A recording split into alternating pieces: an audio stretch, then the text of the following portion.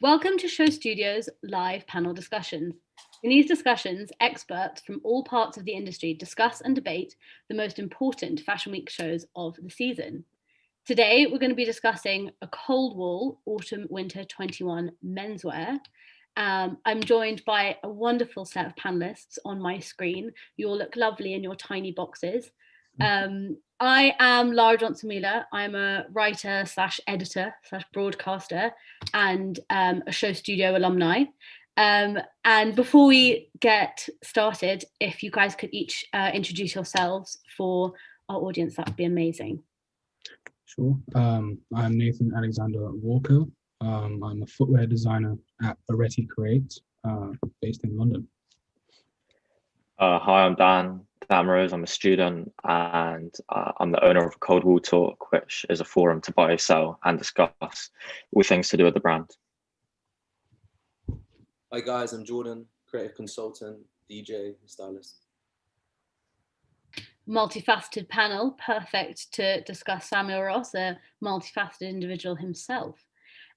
So guys, just to get started, I think it's good to get a little bit of context about the fact that this is Sam's third season in Milan, showing as part of Milan Fashion Week. He had a physical show for Autumn/Winter 20 during the men's, and then a digital show last season in September, naturally, as part of the women's schedule. The show that we're going to discuss today has obviously been shown with a digital film, as well as a lookbook, an accompanying lookbook. He sent out a physical zine, I guess, as kind of to show, people at home. I'm just holding it up here so you guys can see it with some imagery. We've got the images on screen as well as reference. And in a quite uncharacteristic move, we have 10 words on cards as the show notes. Normally, Samuel's known for his slightly more verbose show notes. But before we kind of dive in and discuss all of those things from the ephemera to the way that the show has been produced and presented, I want to ask you guys a little bit about your first impressions of a Cold Wall, and particularly why it has been a brand that you're interested in, as I assume it is. Was it in 2015 when Sam kind of started the brand that it kind of came into your consciousness? Or is it something that more recently perhaps you've been made aware of? Dan, maybe we can start with you as a self-proclaimed fan. Sure. So I think for me, I first saw a Cold Wall probably on an Instagram advert in around 2015. It was really the graphics that drew me, and I think at that point, a Cold Wall really was purely a streetwear brand, and that was a vision that Samuel had, and it was really growing up in a culture where fashion was a big thing, and I saw a Cold Wall pop up on my screen, and I saw these graphics and the designs, specifically the no water ones, his really early first couple of t-shirts he made, and it just drew me in, and I thought, this is going to be the next big thing, and just ever since I've been a big fan, big follower, and I've loved to see the journey. But initially I was definitely first interested in the Cold Wall from a streetwear standpoint, but as I've kind of grown up and grown out of that, so has the brand. So it's almost been quite a nice and natural following of it for me. Yeah. Jordan, what about you? Is it kind of a personal affiliation with the designs or with the designer? Is it about Samuel himself, or is it about the product? I mean, my relationship's a little bit different on this panel because he's a friend to start with. I've seen this. I knew him when he was assisting Virgil, and I've seen his come up from working on designs and assisting V basically. So it's more of like a friend aspect to my side. However, yeah, he's come a long way, and I always see it. I'm not the biggest fan of a Cold Wall. I don't wear his pieces day in, day out. However, he's a powerhouse, and as a black man, he's done extremely well. So I kind of sit on a more like biased way. Like, to me, he can't do anything wrong. You know what I mean? Because that's just my standpoint. But I 2014, 15, 16, starting out, and then kind of moving into this place where he just owned that space. 2017, 18, he was kind of unstoppable. So yeah, I've seen it grow from the very bottom, shooting in his house, special product for Dazed, and yeah, it was very hands-on and working with friends of mine, and I've kind of seen it from that very, very, very first start of him being like, okay, well, I'm going to venture out on my own and I'm going to do this. And it's been a beautiful journey. I'm super proud of him. I just saw him recently, actually, in the past like month, however. And yeah, this guy's like unstoppable, honestly. Yeah, it's interesting to hear you say that kind of tension between, you know, being a friend and being a fan of Samuel and what he does, and not necessarily being the customer. It's something I want to unpick a little bit when we talk a bit further about this idea of the people who talk about a cold wall, and how there's also a tension, I think, about being able to critique Samuel and his work. Something that I've found as a fashion journalist to be quite interesting, because something that everyone in the industry says about him is he's just such a nice guy. He's so, you know, admirable. He's so eloquent. He, as you say, he's such a powerhouse. Recently, he's really put his money where his mouth is in terms of initiatives for, you know, Black businesses. He's definitely got this spirit that it's impossible not to admire. So how then do we critique his work? Nathan, what do you think? I think for me, it was also 2015, around that time span, where the brand was really starting to become evident, almost culturally. It started to build that cult following.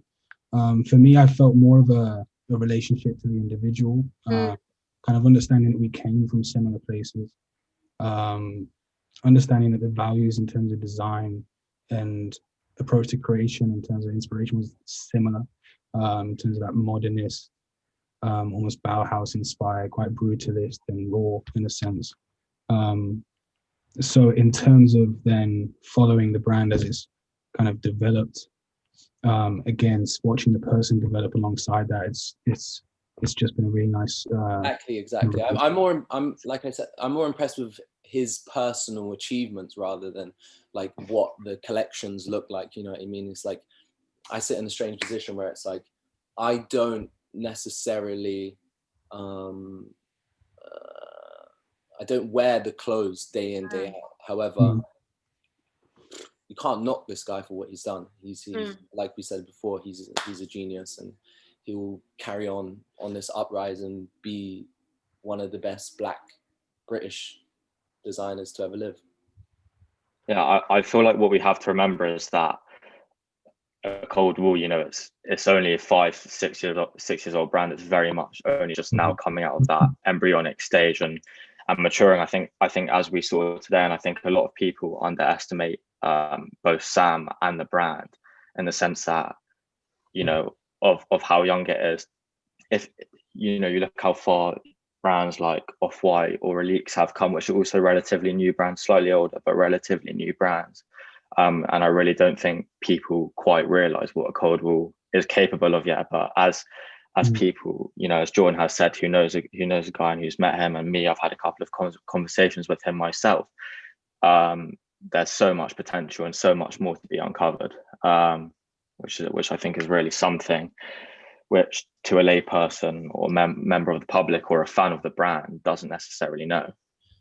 I think also a good thing to touch on during the conversation would be things that I think that haven't gone so well, and things that I don't like and we don't like, or not that we don't like, however, something that we think could be done better and stuff. I don't want this to be like an ACW like kiss slating. Yeah. No, not even a slating, but like I don't want all of us to be talking about it's so good, because there's some things for me that what makes it good is when it translates onto the streets. Like when I actually see a piece that makes sense in real time, you know. So we'll pick up on that in a bit, but I think there's a lot of the designs are pushing a lot of boundaries. However, for me, I wouldn't be able to wear it. I would be able to wear it, but I wouldn't. You know what I mean? I think that's a really critical point, is when it comes down to it, you know, we can break away, we can talk about all of the different endeavors that Samuel and a Cold Wall have gone through and have done. But at the end of the day, if you're talking about a brand and you're talking about the product, I guess, the question is, so would you guys wear it? Do you wear it? I actually don't. I've only ever owned actually the Vomero Nike product and collaboration in terms of the brand. Actually, no, I have a scarf. I have a scarf from one of the 18, 19 seasons. But for me, it was always just a little bit too high in price. So it just wasn't accessible in that sense. But accessories wise, and I used to do obviously his sample sales, which were very popular, especially for the cult following that he built. That side of things, you know, which were much more accessible, which I think as the business has now gone on, and we can kind of see from the show that's just happened, you can see the development in creating a range of products that is accessible for a wider variety of people, not just aesthetically, but hopefully that's reflected in the price range as well. But no. It's interesting that you bring up the collaborations kind of being an accessible touch point, and I think we should acknowledge that what Samuel was explaining, that what he's been trying to consolidate in the last year was the division of the brand into ACW as kind of a simplified version of the designs and the product at a lower price point, and a cold wall which presents garments which are more of a higher end, definitely the concept of luxury, you know, elevated designs. So I think that particularly in these times where you know, disposable income for luxury items is a very difficult thing for many people to navigate. I think it's interesting to think about whether that's really accessible, and whether putting this product out at a certain price point kind of stands ethically. What do you think, Dan? Do you think that that still is something that a cold wall consumers and fans are interested in? Also, kind of elaborating on your point, something myself which I've struggled to grasp at points is a sense that if you look at where the brand first started and you look at the message that Sam tries to get across, you know, with the name being a cold wall itself reflecting, you know, the council flat that he grew up in, or whatever that might be, and then you see jackets retailing for £2,300, and it does make you think if he's trying to make this connection, where is that connection? And of course, he's done a lot of, as you say, charitable things. He did Black Business Grants last year. I know he gave money to Eastwood Dancer to fund Eastwood's brand. So I'm not criticizing him in the sense of his charity and whatnot, but I do struggle to see if the people who he was first trying to resonate with feel alienated by the brand and the price points of it. And I do think that's very interesting in the sense that he's, you know, especially today for the first time almost, he's kind of mentioned this distinction between a cold wall and ACW, which is something that we haven't really seen before. I think it would be interesting to see where he goes to it. In terms, will it be two sublines? Will they develop into sister brands? I mean, I know he had a venture, Polythene, and I don't really know what happened to that. I assume that ACW has kind of taken the place of that. But when you hear Samuel speak, is he talking about ACW versus a cold wall in terms of ACW being things like the t-shirts, maybe accessories, hats, scarves, the cheaper items, and a cold wall being the techwear, the outwear, or is he speaking about it as two distinct lines? Sorry, Jordan, what was that? Split the two? Really, I didn't know that. Yeah. So as far as I know, there's a sort of a divide in what the products that are being put out under those two names are. Speaking with Samuel yesterday in a sort of pre-show interview, he told me some price points that I'm not sure if they're exactly on either end of the spectrum, but he stated that so there's an opening item for the ACW socks, retail at £35, and one of the shell jackets of the same range retails between £180 and £220, whereas the artisanal cold wall shirts retail at £1,400, so £1,400 per shirt. So there's obviously kind of a range of price points there, a real range of like ways to get into that. Do you guys think that kind of that knowledge makes you feel any better about the sort of the ethics of putting out luxury clothes and, you know, simplified branded clothes, or is that just a given? I think you have to come to expect it from the territory you sit within. You can have aspirations to, be affordable and, really supply your clothing to everyone. But at the same time, you're here to kind of tell this artistic narrative. And in doing so, I think you end up, sitting within the price range that you do, to allow yourself to still maintain there. And you have to value that, the expression and the work that has gone into the clothing. It is not a fast fashion process, where designs are created in 15 minutes. It's, this is, especially for Samuel, understanding the amount of thought and narrative that go into his products. Some reflected in the price, but also I think we're starting to see the building of the difference between the ACW and the Cold War consumer, that kind of more almost, I'm going to say gentlemanly, but it's much more almost refined in a sense, towards the Cold War, like you said, being in that luxury market. The ACW, even like Look 25 here, almost reminds me of the kind of 2015-16 collections, where it was more that acid wash, kind of sweatshirt dyed, process with the no water graphics. Even the jacket itself kind of resembles almost like a Nike windbreaker for me, which kind of associates more to maybe the kind of class systems that you can see a lot of the garments kind of associate with. Because that's one of the most interesting things about this whole journey, is it's like, okay, when a brand starts making higher price point garments, and trying to find out longevity of that, and being like, okay, well, how long is this actually going to be able to last? Because I feel like, in my opinion, everything's just getting more stripped down, and especially the past like 3 years. Things, I believe that clothing and everything that we consume needs to be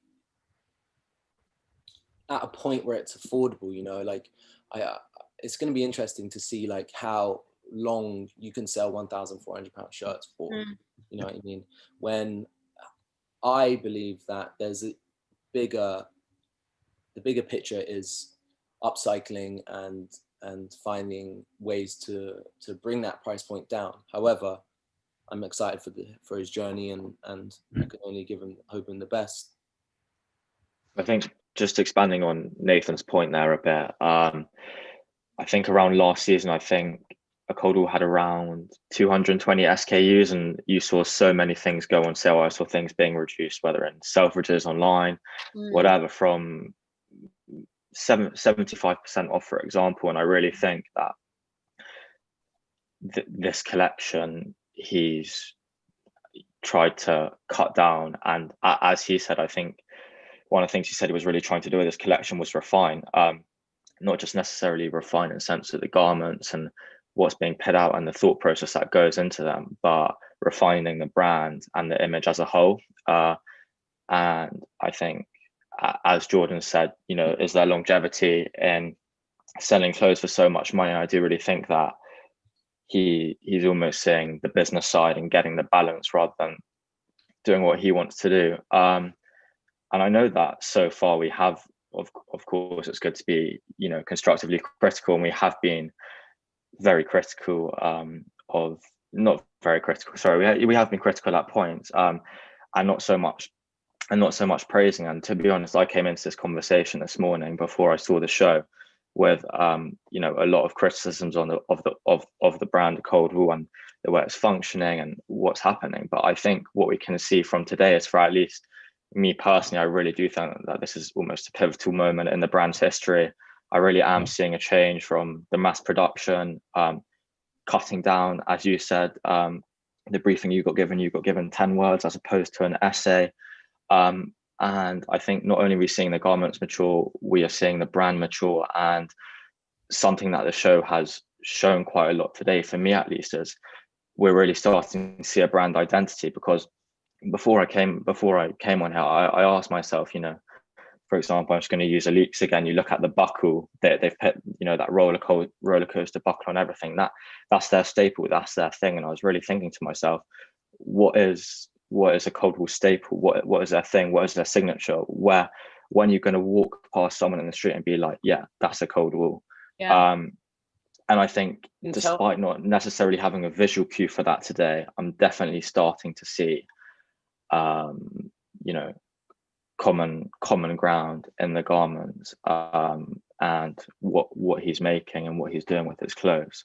Right. I think we're inevitably starting to talk about the collection. I think it's so interesting, Dan, that you say that it's kind of a pivotal point. So Violet, maybe if we could start looking at the collection from the first, would you guys rather look at the film or have a look at some of the looks from the lookbook?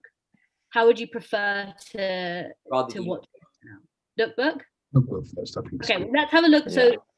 So the collection was presented with a digital film as well, which I think we can have a little look at and consider that form of presentation. But for now, let's just start looking at some of the looks and see what we're really dealing with here, what kind of product is actually on show. So we start with some very zen white looks. What are your responses initially? Very pure. It's quite, I think there's been a big focus on textile in this collection. For me, the silhouettes across the whole range really span on almost a really classic British silhouette. Even like the 3-button Henley kind of pleated 2-piece there on look 3. It's pleated and it's still innovative in terms of textile, but the silhouette itself, like that 3-button Henley, is like a staple of a lot of especially workwear or kind of undergarment silhouettes. Right. It speaks to me as well of Is it Miyake Pleats Please, which I know Samuel wears quite a lot. And I feel that this is quite uniform in that sense. Yeah, it definitely. I just, as you said, you see Sam and Izzy quite a lot on his Instagram and whatever, and I do kind of think this is what Sam is making is what he envisages himself wearing, and I think that can be seen as well. I mean, the tailoring is just very sleek, and there's no sharp objects or rough edges like we've seen in previous collections, and I think he's really just tried to strip it down and make it very basic and see himself in the clothes that he's making. Yeah, it is very simplified, I think, in terms of even the looks themselves. They're not heavily layered. For like an autumn winter collection, you actually expect to see a little bit more weight to the garments, or at least the layering of them. But I think it's actually quite stripped back, again talking to the way that he might be looking to move the business in a sense. I think the looks certainly do that as well. Sure. And I think something else to point out is that apparently I heard that a cold wool hadn't actually received their delivery of shoes yet. So I believe the shoes, although I did see a pair of Dr. Martin lows in blue, I don't know what slide it's on, sorry, you're going to have to find it. But apart from that, I think all these shoes are from last season. So you're not really seeing anything new there. I mean, I personally find the slipper silhouette quite interesting. Once again, it's quite minimalist, classic Sam. Then again, drawing back to the point, as Jordan said, are these slipper looking shoes going to sell for £200? Mm-hmm. Maybe to 100, 200 people. Is that what Sam wants? Is that the audience that he wants to attract? I don't know. I think there's a balance. Sorry, I know talk about the collection. I was going to come on here and talk about things I didn't like. However, it's so wearable. It's great, honestly. Like these dyed, what is this? Like a dyed, like baseball jacket. This middle one, it's so nice. This look 17. Yeah, look 17 is great. Knit cardigan. Yeah. I mean, it's almost, it almost doesn't need to be said that these kind of more relaxed silhouettes, the pleats, the soft fabrics, we're at home. I'm in a double Is it Miyake Pleats Please myself, because it's just so comfortable to sit around and, be squalid in as we're all locked up at home. So it's obvious that Samuel's kind of having this response to the situation that we're all inevitably in due to the pandemic. But it doesn't feel to me like a lot of other collections that we've seen of late, where this is simply a responsive a responsive collection. It's simply responsive design. It's super easy. It flows nicely throughout the collection. Yeah. Like, it's very wearable. And I met the last conversation I had with him.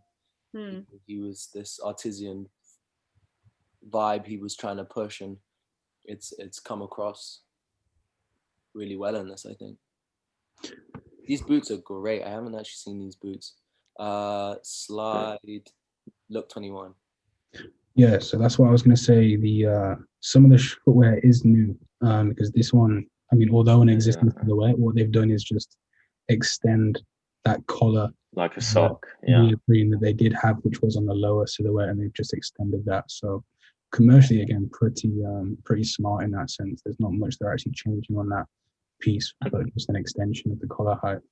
And then if you go to Look 22, which is the next one, just to point out to those, I don't know, those are the Dr. Martin lows. I think the first Dr. Martin collab we did this year sold really well. I think it was really well received. And it was actually because it was like an artist collaboration that Dr. Martin's did with other designers as well. I think his were particularly warm too. And I'm excited to see the lows come out. They look really nice. And I think they've been styled well. We should note that the Dr. Martin collaboration is one of just many collaborations that a Cold Wall have been part of.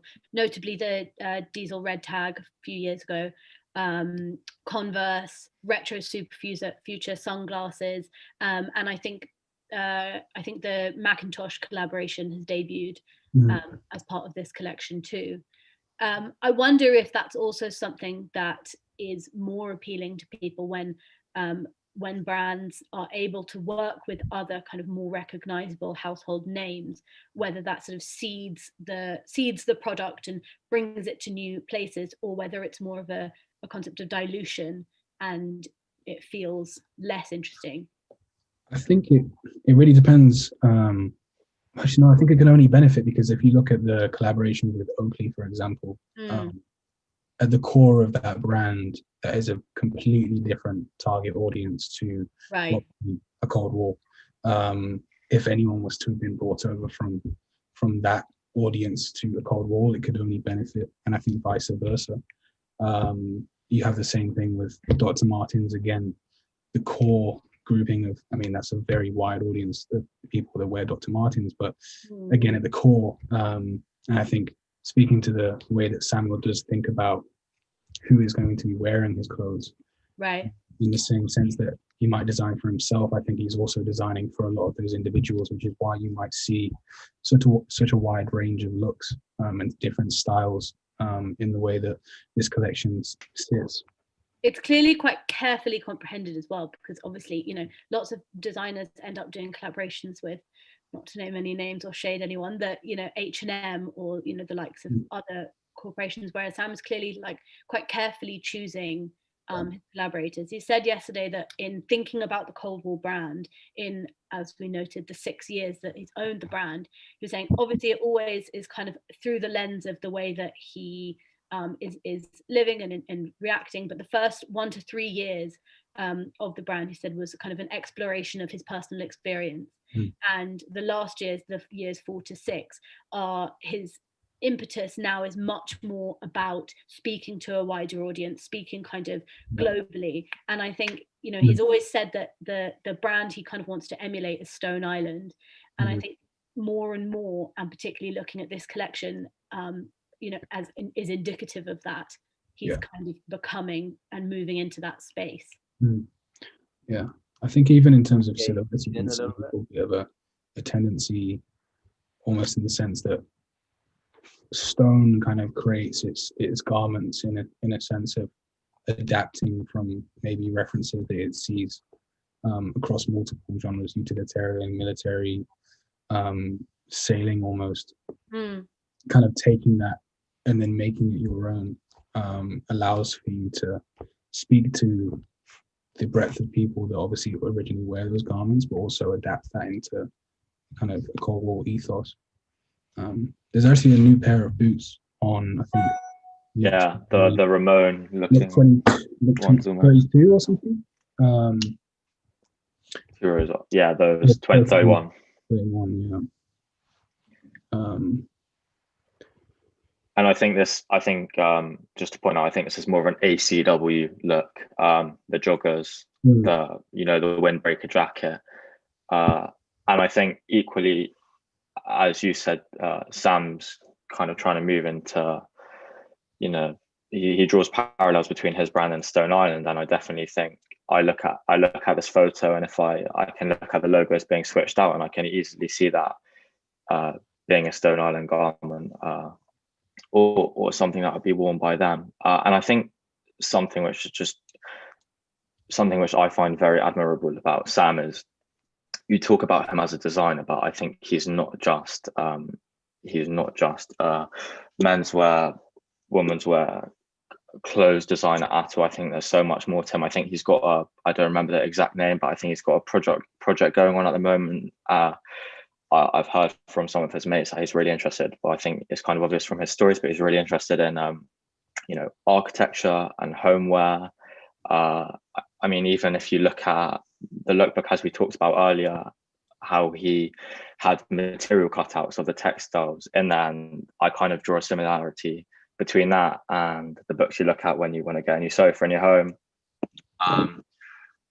Or something like that, and I think he's so clever, and I think his not only design ideas, but his wider interests in architecture and sustainability really come across in this collection. Particularly, I think, I don't remember what look it was, but I think he talks about his knitwear. What he's done is just made some subtle changes, such as cutting the garment apart and stitching it back together, just to give it a slightly different look. And I think it's that minimalist Samuel Ross signature, and I think that's the kind of signature that we're looking into. Is just something that's very subtle, but speaks to Cold War, and it's something that I'm looking forward to seeing more of in the future, definitely. Dan, I've got a question. So can you define for me, as someone who's a fan of the brand, just try find them, just differentiate the two differences between the ACW and the Cold War for me. Sure. I mean, I'll try my best, and to be honest, Jordan, the look that you think changes the two, because I just want to. Oh, in terms of. Yeah. Okay, so for example, I mean, we have something like Look 7, which is on our screen at the moment, and you've got quite in-your-face graphics, and as Samuel described, Samuel sees a Cold War wearer as someone who's more mature, minimalist, simple. So this is the opposite. This is the ACW. This is what I see as the ACW, the graphic heavy, the oversized, the more street kind of look. Yeah. This is not a look that you're going to see 30-40-year-old man wear at home at the weekend. And I honestly think that's what Sam wants, is that those are the kind of people he wants, very simple people to be living his clothes, and he wants to make garments which aren't just going to last for a summer or for a season, but which are going to last for 10, 20 years, kind of drawing on your point on sustainability, Jordan, and that maybe that is a reflection in the price point, in the sense that this isn't a rain jacket that's going to last for 1 year and rip. It's going to last for 5, 10, 15 years. It's something that's going to develop with time and age, and maybe that's something that he needs to do a better job at communicating with the buyer. But I think if you look quite deep into the brand and his ethos, and you look at his interviews, I think that's where he's moving to. But to answer your original question, I mean, it's hard to get. What would you put that in the ACW category? So I think. Yeah, so I think something like that. So something graphic heavy like 07 would be in, 07, well, 7 would be in there. And then if you just go 2 looks down to 9, for example, you've got the blue, cloak, which is a lot more, just a lot more sleek. You can see, I can't see too well, but it looks like the seams are maybe fused on the inside, and it's the materials that he would have used on that. I think he said that he was using, not necessarily on this jacket, it's the jacket that had the zip going across the front, but that he was using Japanese mill. So I don't think that the ACW versus the Cold War is necessarily in terms of look, but also garment design and maybe the amount of time that's been spent on something or the other thing. But to be honest, Jordan, I'm as interested as you to see what the difference between ACW and a Cold War is. It's only something that, you know, I've been aware of since today, to be honest, and since the show. And I don't think that's because I'm not in the loop. I just think it's something that Sam hasn't really elaborated on publicly before. So I think it'd be really interesting to see where he goes with that. But is this something? If I can just cut in here, I feel I just wanted to share a little bit of what Sam was saying about referencing for this collection, which may or may not shed some light.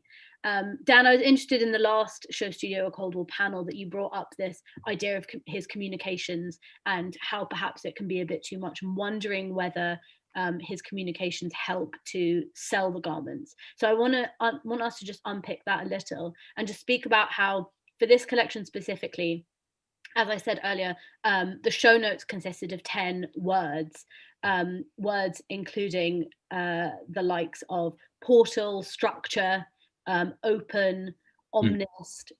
So these sort of some words which have quite obvious meanings, some words which are maybe a little bit more difficult to plunder, but this quite straightforward, as we say, kind of refinement of the concepts.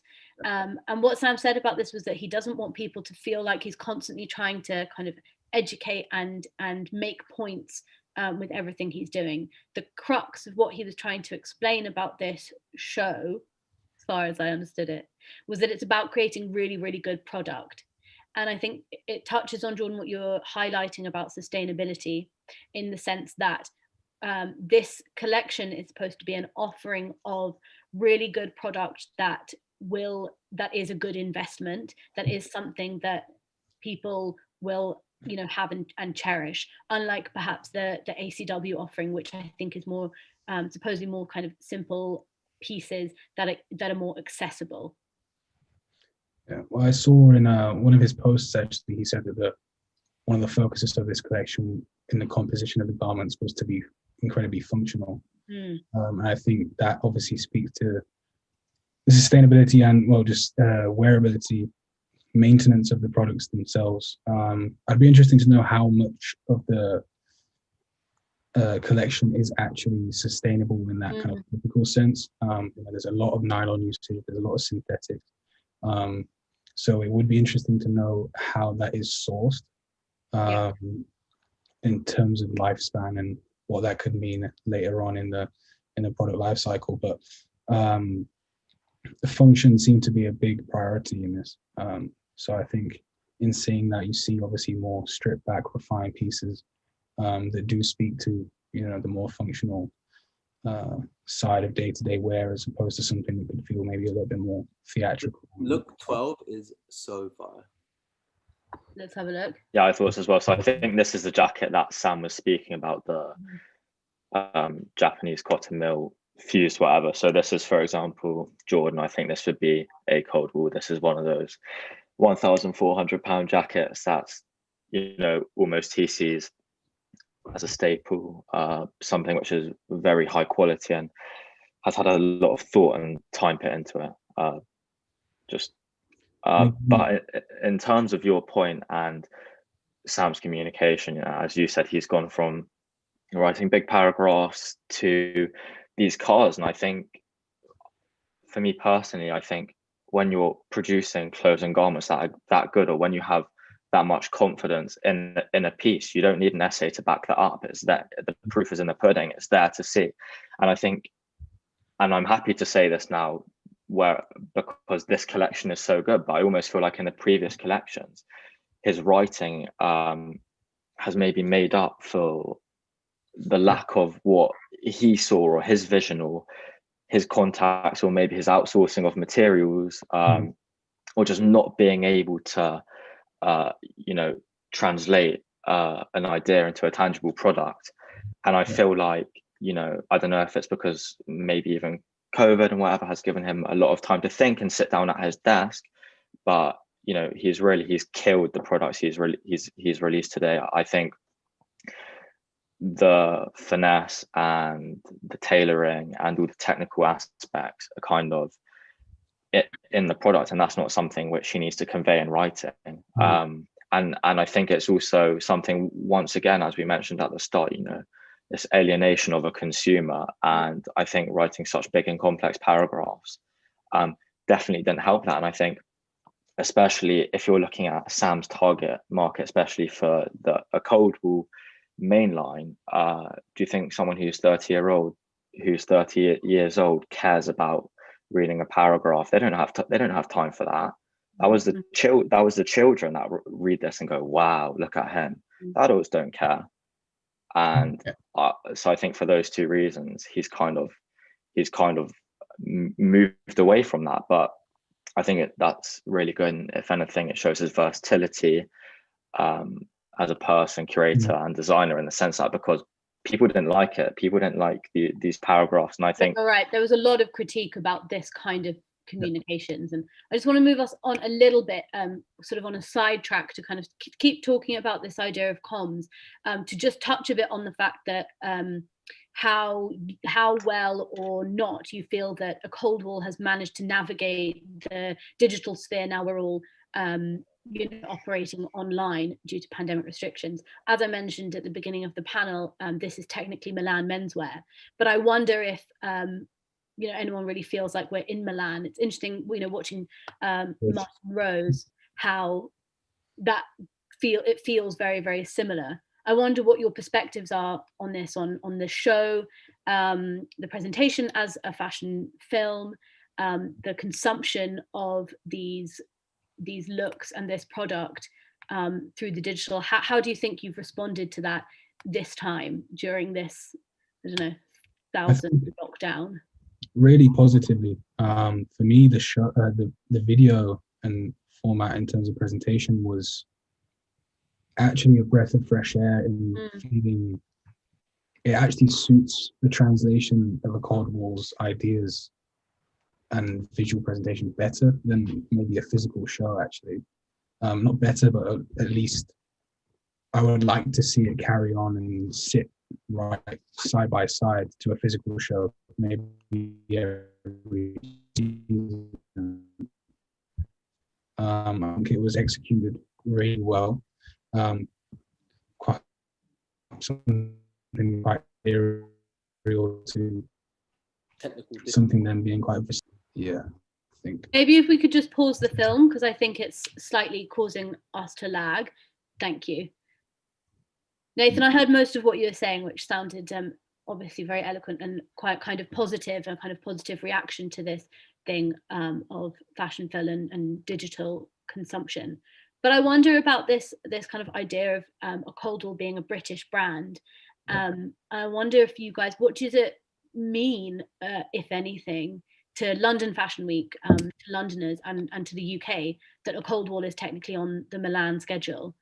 And second to that, what would it mean if, as Sam mentioned today, if a cold wool was to move global distribution to Italy as a direct result of Brexit?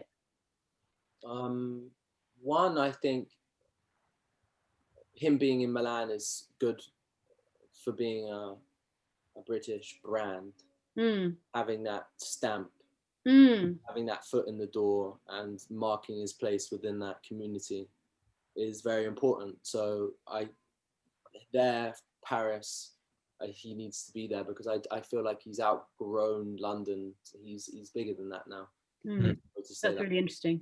Sorry to have to put that over, but I feel like London's it's just on the surface. It's not very exciting. It's exciting because there's new designers are super important, and there's some really special references, and there's some special designs and people working within that. However, he needs to go own that space, and he is going to own that space, and he'll do great. And also, I think this pandemic it's been great, in my opinion, for the fashion industry to have to react to all of this. Like the fact that I don't have to wake up at 9 a.m. and go to a show probably hungover It's great. I can watch it on my phone, and I think it's just a part of life to be able to react to these situations. And Sam's done it great. And on top of that, what makes these shows good, and he manages to have his say in such a way with his soundscaping and working with Crash, and that's where I think he'll really be able to take over that space, is with more of these and showing online and being able to, because you have full control over everything that comes out when there's no one there. Because whatever doesn't come out, he doesn't have to show what he doesn't want to show. You know what I mean? There's certain things that could go wrong if people are there, and he has full control over everything, and I think it's great. I think the pandemic for the fashion industry has been interesting, and some people's work has come out the best. Dan, Nathan, anything to add to that before we wrap up?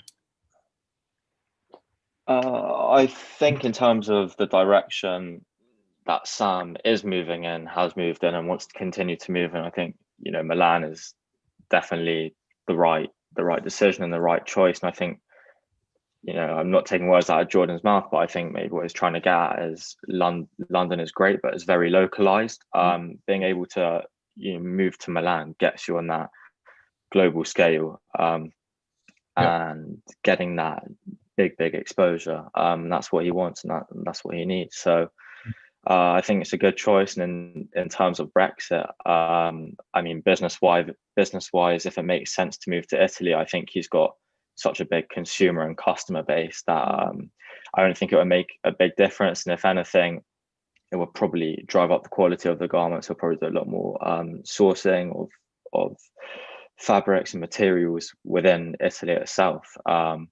So I don't necessarily think it's a bad thing, and I think his customer base is big enough whereby it won't affect him too much. And I don't think too many people, you know, as Nathan said, he resonates with Sam himself, not necessarily the British nature of the brand. And from my experience, following the brand for a while, I feel like that's the same with most people. So I don't really think moving to Italy will change too much as such, as long as Sam's still there and he's still doing his thing, which people clearly love and is proving so popular.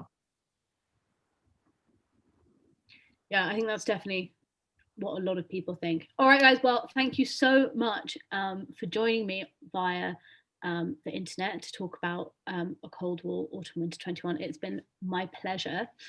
Thank you all as well for watching. For more extensive Fashion Week coverage, be sure to visit showstudio.com. And if you're watching via Show Studio's YouTube, be sure to like, comment, and subscribe below. And from all of us, we will see you next time. Thank you. Thank you. Nice one.